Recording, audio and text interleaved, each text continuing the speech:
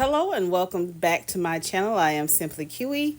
Today I am presenting and also doing a mani of the new stamping plate from Victorian Varnish.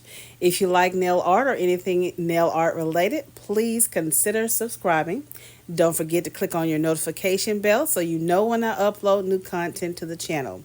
I use the rose image off of this particular plate, so I hope you enjoy this mani. So without further ado, let's get started.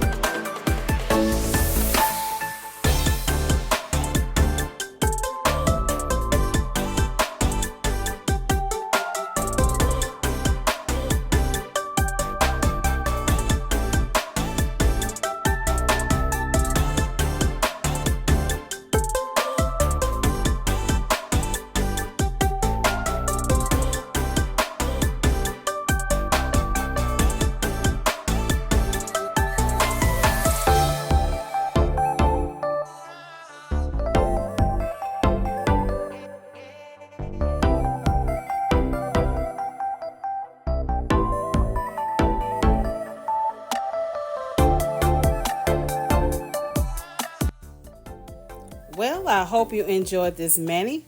If you did, go ahead and give this video a thumbs up. Also, don't forget to share it with your polished family and friends.